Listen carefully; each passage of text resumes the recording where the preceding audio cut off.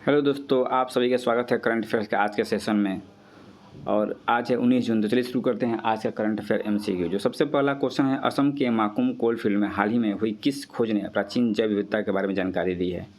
तो दोस्तों इसका राइट आंसर होगा नोथोपेगिया जीनस की ज्वासम पत्तियाँ। असम के माकुम कोलफील्ड के आसपास के रीजन में जो Birbal Sahni institute of value sciences है, उनके शोधकर्ताओं के द्वारा निथोपेगिया जीनस से संबंधित पत्तियों की पहचान की गई है। और इस अध्ययन से पता चलता है कि जो लाखों वर्षों में जलवायु परिवर्तन या भू वैज्ञानिक परिवर्तन होता है, वो किस तरह से बायोडाइवर्सिटी को अफेक्ट करता है, इन सब चीज़ों से पता लगाया जा सकता है। अगला क्वेश्चन है, वैश्विक ऊर्जा बदलाव सूचकांक 2024 में भारत की रैंकिंग क्या रही है? तो भारत की रैंकिंग 71 रही है। और ये जो सूचकांक है विश्व आर्थिक मंच के द्वारा जारी किया जाता है।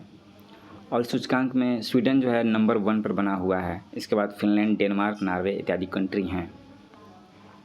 चीन का रैंकिंग 12वां और अमेरिका का रैंकिंग 17वें स्थान पर, पाकिस्तान 101वें स्थान पर है। नेक्स्ट है, भारत सरकार ने ईरान में फंसे नागरिकों की वापसी के लिए किस नाम से मिशन शुरू किया है? तो दोस्तों ऑपरेशन सिंधु चलाया जा रहा है। जो भी भारतीय छात्र और नागरिक ईरान में फंसे हुए हैं, उनको घर वापसी या वतन वापसी के लिए ये ऑप्शन चलाया जा रहा है, क्योंकि ईरान और इजराइल के बीच में भीषण संघर्ष छिड़ चुका है। अगला क्वेश्चन है दोस्तों, जून 2025 में आयोजित 113वें अंतर्राष्ट्रीय श्रम सम्मेलन के दौरान कौन सी बड़ी उपलब्धि हासिल की गई?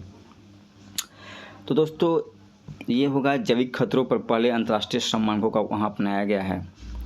और 117वां जो अंतर्राष्ट्रीय श्रम सम्मेलन है जिनेवा में 2 जून से लेकर 13 जून के बीच में संपन्न हो गया है।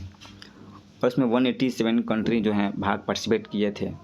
और यहाँ पे जो सबसे महत्वपूर्ण बात हुई कि वहाँ पर एक नव स्थापित कन्वेंशन C192 को अपनाया गया है, जिसमें जो कार्यस्थल है वहाँ पर काम करने वाले लोग हैं, खास करके food sector, health sector, hospitality sector, तो वहाँ पर जो भी वायरस या विषाणु से जो भी एक रोग फैलने का संभावना बनी रहती है, उनके लिए ये जैविक जोखिमों को संबोधित करने के लिए राष्ट्रीय नीतियाँ अपनाने की बात की गई हैं कि सदस्य कंट्री इसके लिए एक नेशनल एक पॉलिसी लाएंगे।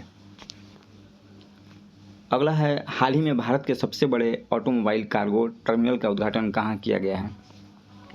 तो दोस्तों ये मानेसर में किया गया है, सबसे बड़ा भारत का ऑटोमोबाइल कार्गो।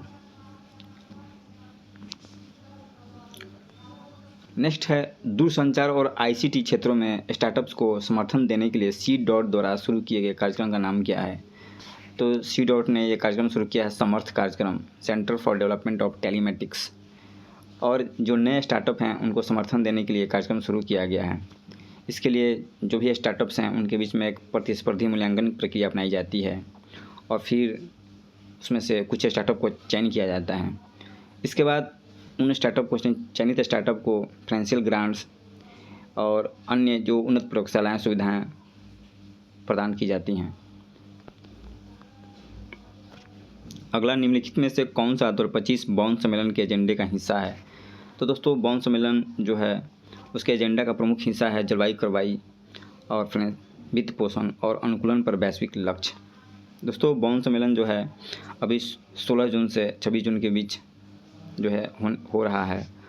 और ये UNFCCC के माध्यम से एक महत्वपूर्ण वार्षिक आयोजन है। और इसमें सरकार जो है, स्वदेशी समूह, अंतर्राष्ट्रीय संगठन, वैज्ञानिक, सिविल सोसाइटी के लोग इसमें भाग ले रहे हैं। और इस वर्ष का एजेंडा तय किया गया है कि जलवायु कार्रवाई के लिए वित्त पोषण, जो क्लाइमेट चेंज हो रहा है उसके लिए एक्शन लेने के लिए किस तरह से वित्त पोषण किया जाए, और अनुकूलन पर वैश्विक लक्ष्य पर चर्चा शामिल है। इन सब चीज़ों पर यहाँ पर चर्चा होगी। बिहार से देखते हैं, IIRF 2025 रैंकिंग में बिहार खेल विश्वविद्यालय कौन सा स्थान प्राप्त हुआ है?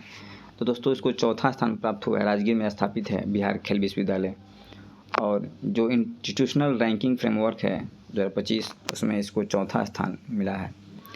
इसमें मणिपुर के इम्फाल में जो स्थित राष्ट्रीय खेल विश्वविद्यालय है वो पहले स्थान पर है।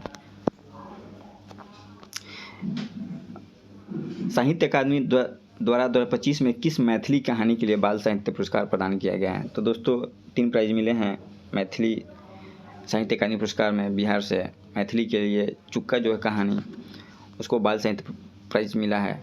और नेहा झा मणि को साहित्य अकादमी युवा पुरस्कार के लिए उनकी रचना बनारस आ हम, ये गीत कविता है, तो इसके लिए इन्हें साहित्य अकादमी युवा पुरस्कार नवाजा गया है।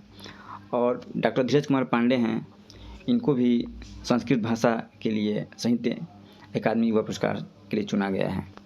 संस्कृत के लिए देख लेते हैं, इसमें जो साहित्य अकादमी ने 2025 के लिए 24 भाषाओं में बाल साहित्य और 23 भाषाओं में युवा पुरस्कार देने की घोषणा की।